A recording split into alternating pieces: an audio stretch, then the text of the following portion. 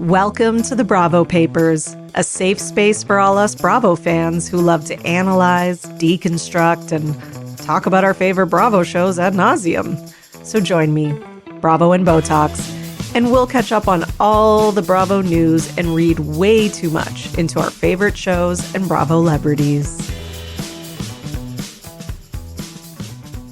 Hello, everyone, and welcome to another episode of the Bravo Papers. I am here to bring you the Vanderpump Rules Episode 4 After Show recap.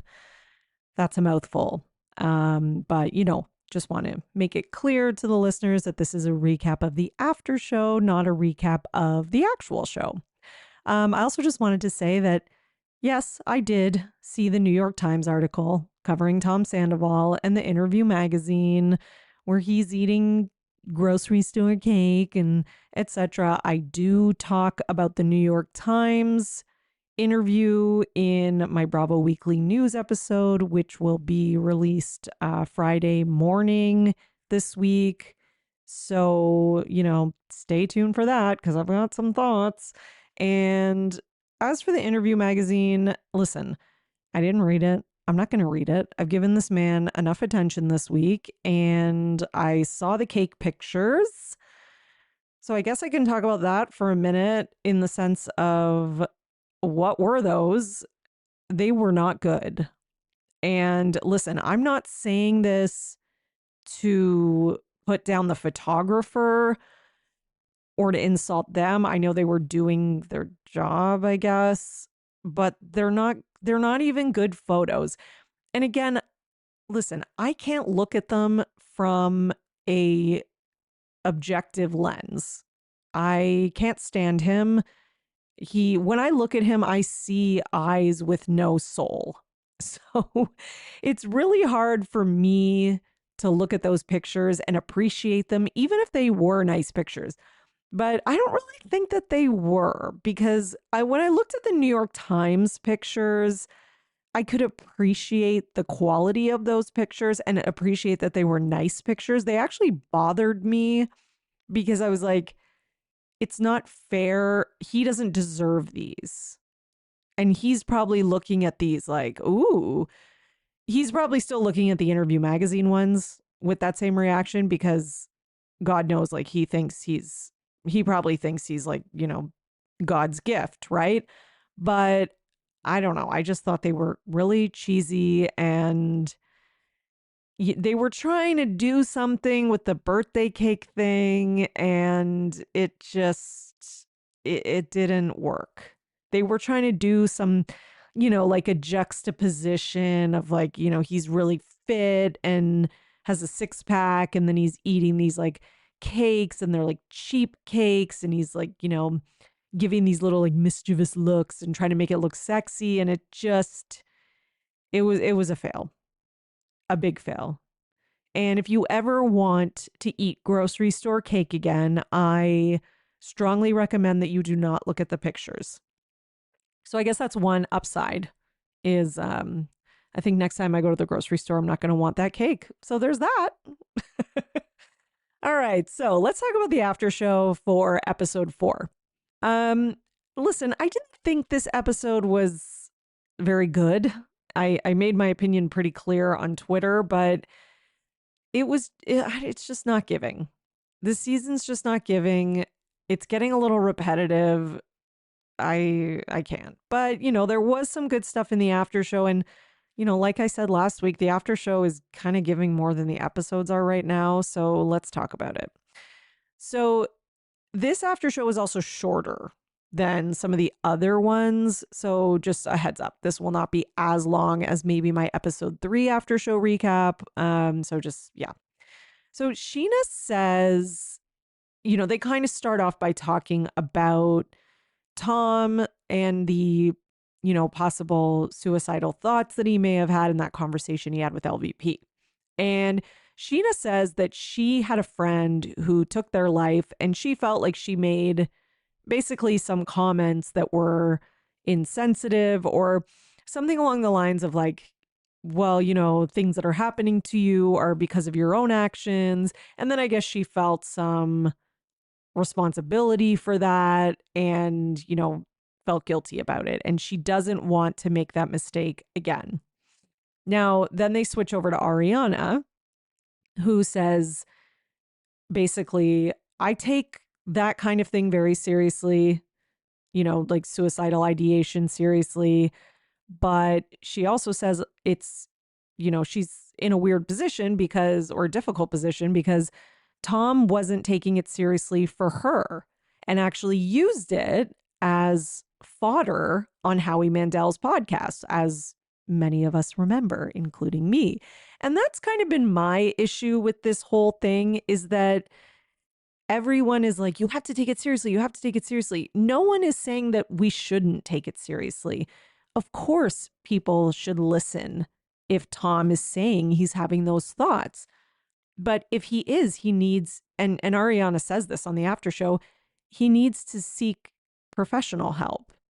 And his friends and family, or people who are actually close to him, should try to encourage him to get professional help, right? Like LVP and Lala and Sheena are not equipped to deal with that and to take that on, sorry, my chair creaked, but nor should that be their responsibility. They are not qualified to do that. They can be friends and be a listening ear, but again, I think a lot of people, and I've seen this on X/Twitter, I've seen it on Instagram, I've seen it everywhere, are having trouble believing that this is real and that he's not just using this to try and get sympathy and for a storyline, because of the way that he so flippantly lied about it when it came to Ariana, and the way that he just showed a lot of insensitivity towards that issue when it came to Ariana. Not only on Howie Mandel's podcast, but also when he had that final conversation with Sheena where he was, getting all like heated and he's like, well, I couldn't. She said she was going to kill herself, And he also, he strongly implied that Ariana's depression and mental health was part of the reason he cheated. So, okay. So Ariana says, and again, this is what I just said, but I got to reiterate it.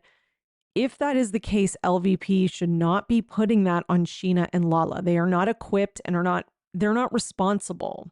He should seek professional help. Exactly. Sheena feels that, even despite all that, she needed to stop projecting so much anger. She was having nightmares. It was weighing on her. She lost weight. I mean, you would think that Sheena got cheated on. Listen, I don't begrudge Sheena some feelings in this situation. I totally, as somebody, I also have anxiety and OCD, and I've had panic disorder in the past. And I am the kind of person that when something is happening to someone, I do start to get paranoid that maybe that's going to happen to me. So I actually do understand what Sheena means when, she says she started getting paranoid. Is Brock cheating on me and spiraling? I get that. I think a lot of people get that, right? So I don't begrudge her those feelings. However, the way she talks about it is she just goes over the line. She goes over the line of explaining just empathy, sympathy, and here's, it made me more paranoid. She goes way past that. She makes it out like this happened to her. She's the main character, and it's almost like there's no empathy for what her friend went through. Since we haven't seen it really since the finale of the last season. So it's just, yeah. So she says that, but she also does say I was having nightmares. I was losing weight. I was this again, Sheena, even if all that is true, you don't have to keep saying it over and over again, because the more she keeps repeating that, the more she's giving people that kind of okay, here's Sheena making it about herself again, which that is what she's doing. So she does, though, say that, she felt it was too soon to welcome Sandoval back into the group at that point. Like, despite whatever his mental health was. And then Sheena goes on this kind of rant about how she says she was afraid to bring this up, the conversation that she had with LVP to Ariana at James's pool party, because then, her feelings about her friend who took their own life from the past, or her feelings in regard to the Scandoval situation, she felt wouldn't be heard, and that it would just be about like, oh, Tom treated you like crap and he doesn't even care about you. The amount of me's and I's in this rant that Sheena goes on, it's actually unreal. Like, I mean, it's real, but it's hard for me to even wrap my head around. Like, I just can't imagine, this happening to my best friend and me talking about it in just with this amount of me's, I's. Like, it's just nonstop. Like, just there's like really no mention of how this has impacted Ariana and other people. Sheena says she was literally in tears telling that story, which we saw at the pool party. And, she's like, and no one asked, like, why this is so hard for me and why it's affecting me so much.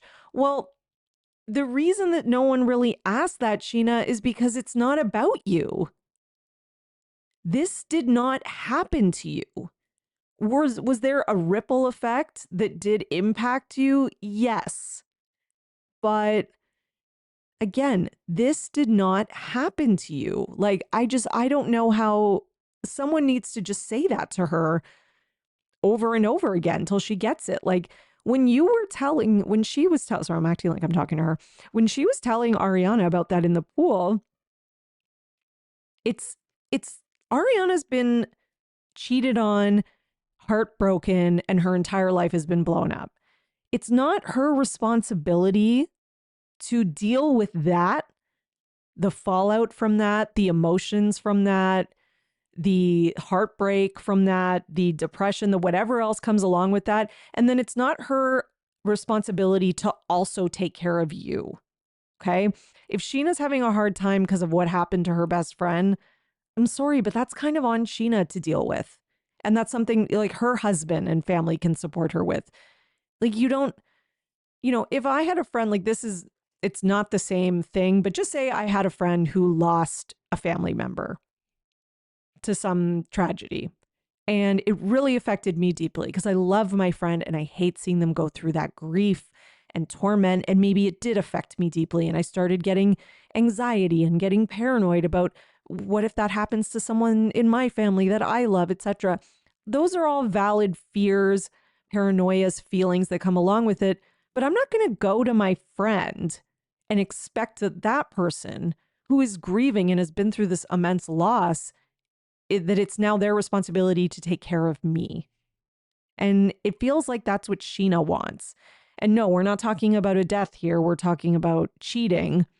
But, when something like cheating happens, it does change the trajectory of your life. And it does, in this case, change kind of what Ariana thought her life was going to be, because she did love him and she thought this was her person. So she probably had like plans, and this is how our life is going to go, and this is what we'll do next, and blah, blah, blah. That's why divorce and, breakups of serious relationships are so hard for people, because you don't just grieve like the relationship, you grieve the life you thought you were going to have, right? So, that's why it is so hard for me to have any empathy for Sheena in this case, because she doesn't really seem to have any empathy outside of feeling sorry for herself. Right? Okay. So then Ariana says, well, it's sad to miss someone who said they don't give an F about you. It's sad for her, but, take me out of it. Exactly. Like, take Ariana out of it. It's not her responsibility to comfort you because you're sad because you lost Sandoval as a friend. She's busy, grieving losing her partner who she was in love with for 9 years and thought was her forever person. Like, and then Ariana says Tom Sandoval was a vocal supporter as well of the thing that she claims is the most traumatic thing she's been through, the restraining order stuff. So he also said they were never even really friends and he didn't give an F about her. And Ariana says it's sad that Sheena's seeking validation or approval from him. But again, do what you want to do, but don't put it on me by asking for my approval. Exactly. Ariana's dealing with enough. She's been heartbroken by this guy, realizes that she's given her heart to a narcissist for the last 9 years, probably because she has some serious self-esteem issues and probably didn't feel like for a long time that she deserved anything better. And now she's dealing with the fact that he's, again, a narcissist and refuses to leave the home and is still like playing psychological games, etc., and is continually going to try and villainize her to the public on a show and in any way that he can. And now it's also her responsibility to, comfort Sheena when she's crying because she doesn't have another friend. Like, give me a break. Sheena's got like a whole basket full of, shallow friends that aren't that meaningful. She literally calls everyone her best friend. She got over Rob, so, and he was her best friend, right? And what about the guy that was her best friend who was on that season that we all forget about? Was it Max or the other guy? Yeah, I think it was Max. I think that was his name. That was her best friend too. Like, it's just okay. So where was I here? Katie does kind of affirm this and say, like, yeah, it did feel like Sheena was asking for your approval, 100%. Sheena says she obviously struggles with boundaries. Okay, that's good. We have a little self-awareness here from Sheena. But this wasn't just like some random guy. This was her first friend in this friend group and was her only friend when the show started. She really latches onto that. And then Lala's like, didn't you know him before you knew Ariana? And James is like, well, that doesn't mean anything in the grand scheme of things, which I agree with James. It doesn't. It's not about how long you know someone. It's the depth of the friendship. And then Lala gets like, every time James comes in with an opinion that goes against Sheena or Lala gets like so heated. It's like she can't stand to hear a contrarian opinion or a contrary opinion. So she gets heated and she's like, no, it means that it is different. It means they had a standalone friendship before he dated Ariana. And Sheena's like, yeah, this was my best friend. Okay. So she goes, this was my best friend screwing over my other best friend. And I'm like, Sheena, the term best friend doesn't mean anything because you use it for literally everyone. So at this point, just say this was one friend screwing over another. I don't know. And like, did Sheena actually, does she actually think that Tom Sandoval was her best friend? Because I guarantee you he does not feel that way about her. He might say he does now because he's desperate for people, but I guarantee you he does not feel that. He doesn't care about her. He only cares about Sheena as far as he can use her for his own gain. Okay? Trust me, the only person that Tom really thinks is his quote unquote best friend is like Schwartz. So Sheena has this whole like, teary-eyed speech. She says the word best friend, like 800 times. And then Sheena says if she was dating Ariana's best guy friend of 15 years, it would be the same. But Sheena, did you have that type of relationship with Sandoval? Again, I got to ask. Like, you weren't best friends with Tom Sandoval for 15 years. You've been friends with him maybe and were a coworker. You worked with him at Villa Blanca. Like, if Vanderpump Rules had never become a show, do I still think Sandoval and Sheena would have stayed friends? No, I don't. They probably would have just like went to work at different places and drifted apart. I'm sorry. So Lala says, Ariana doesn't get to say whether we can hang out with Sandoval or not. She's not trying to say that. Sorry. Like, that's you are the ones who are going to her, putting her in the position of asking her for permission to be friends with him. Why are you going and even telling her about it? If you're going to do what you want and you don't need her position, then just be friends with him.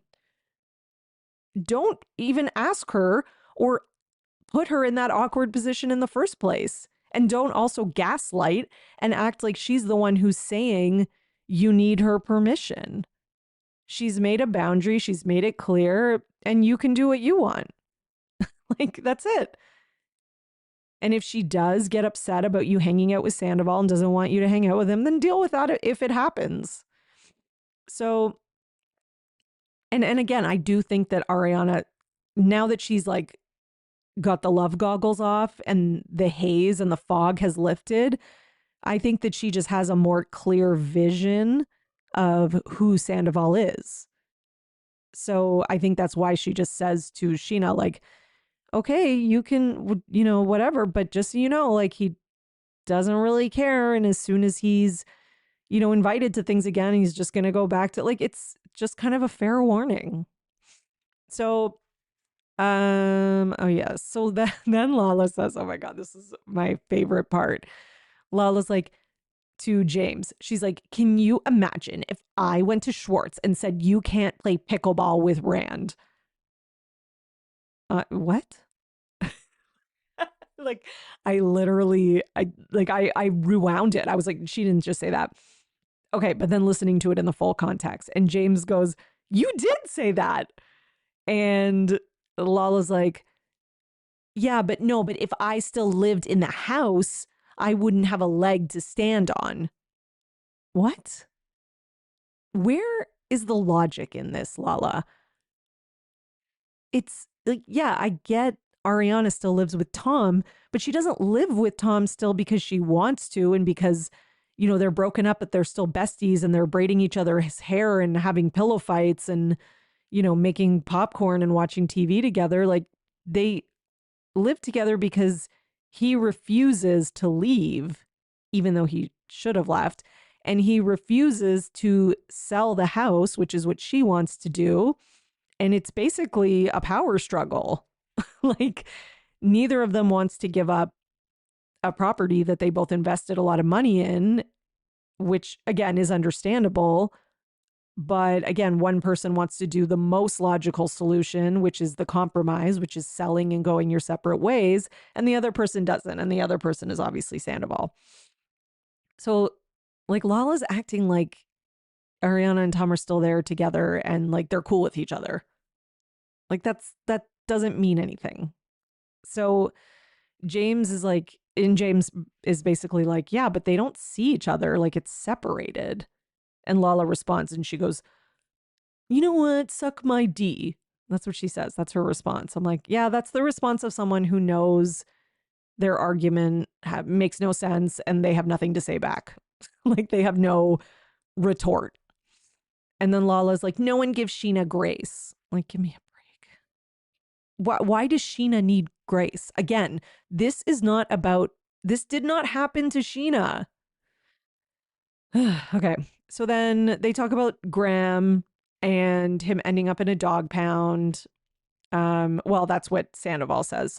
Sandoval's like, Graham ending up in like a dog pound or whatever that was just a really bad look. Because of course he's on the right side when it comes, because it means he gets to put down Rachel and he wants everyone to think like he was the poor innocent little boy that was manipulated by like the evil Rachel.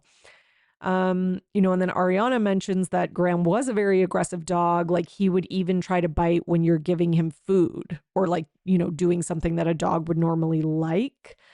And then it cuts to James and James is like, oh no, he's like a different dog now.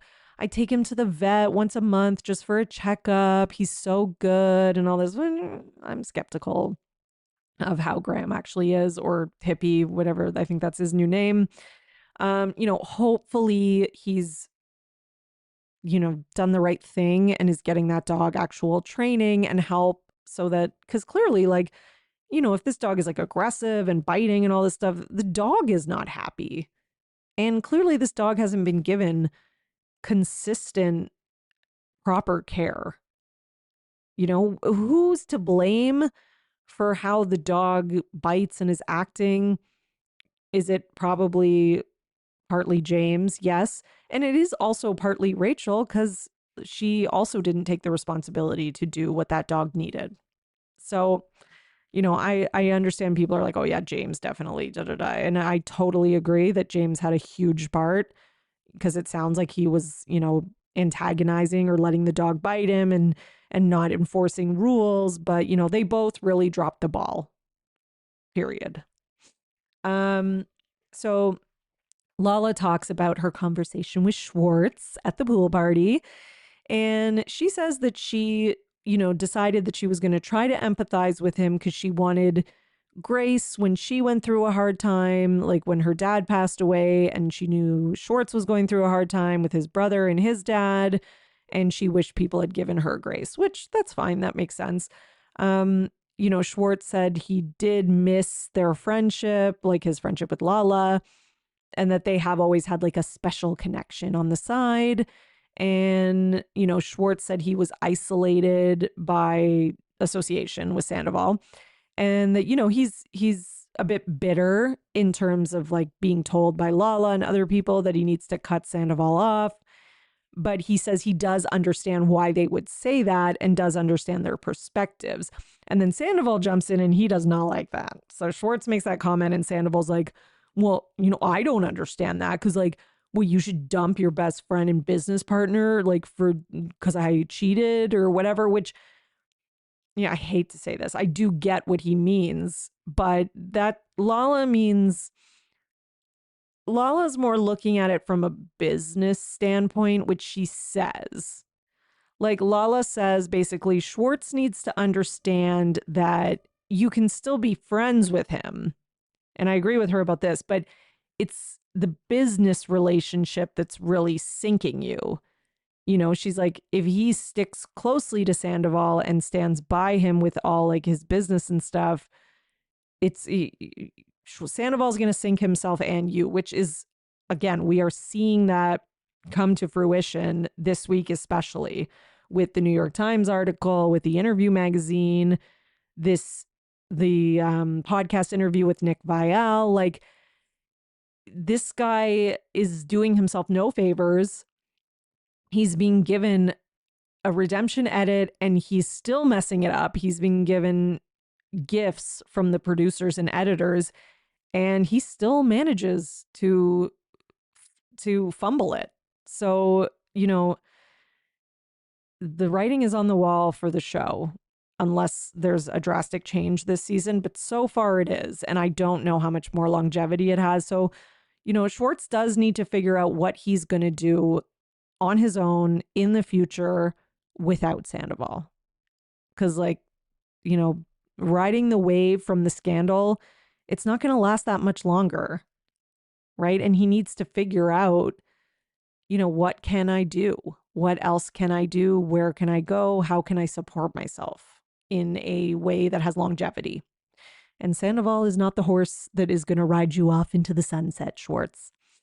So then they talk this is kind of the last topic I'm going to cover, but lastly, they talk because they do talk about just like, James was so happy he got to have a pool party and whatever. There's not much there, but they talk about James's drinking. And he says, he tried to like be the guy who can still have a drink here and there, and he thought he could handle it, but kind of realized that he's not like other people and he can't just have a drink and it doesn't go well for him, which obviously, James, you're an alcoholic. So no, you can't just have a drink here and there. And it is going to spiral. And he says, it sometimes would be like he would miss a flight, right? Because of drinking. And then that might make him miss like a DJ gig that he had booked. And then that snowballs, right? And. So he said he's staying on the sober train.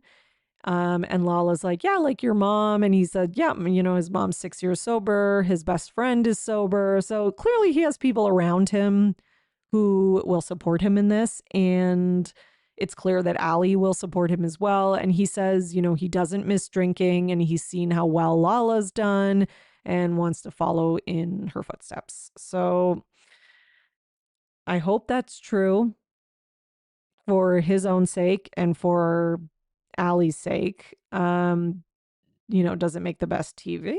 Maybe not, but listen, I don't think this show's going to keep going that much longer anyways.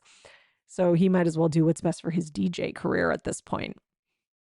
All right, so hopefully this season is going to pick up and that we're going to see, I don't know, something besides the Sandoval redemption edit, and we'll get some other storylines. That's what I'm kind of still holding on to and hoping for. But in the meantime, this was your Vanderpump Rules After Show recap. And do yourselves all a favor. Go and watch the season premiere of Summer House tonight. Because I've said it before and I'm going to say it again. Summer House this season, I think, is going to be like, this is Summer House's year. And I'm very excited about it. All right. Until next time, everyone, keep overanalyzing Bravo. Bye. Thanks for listening, everyone. Your support really means everything to me, and this show wouldn't be possible without you, the listeners. So please, if you enjoy the podcast, leave a 5-star rating and subscribe so you don't miss an episode. For more, you can join my Patreon, patreon.com/Bravo and Botox. And for $5 a month, you'll get 4 extra podcast episodes a month. You'll also get early releases of Bravo Paper episodes and more. Please also subscribe to my YouTube channel at The Bravo Papers and follow me on Twitter, Instagram, at Bravo and Botox and at The Bravo Papers. If you'd like to buy me a coffee, you can at buymeacoffee.com/Bravo and Botox. Send your love through some much needed caffeine. And any guest that was on today's episode will be in the show notes, all their social media and contact information. So thank you so much, everyone. Keep overanalyzing Bravo.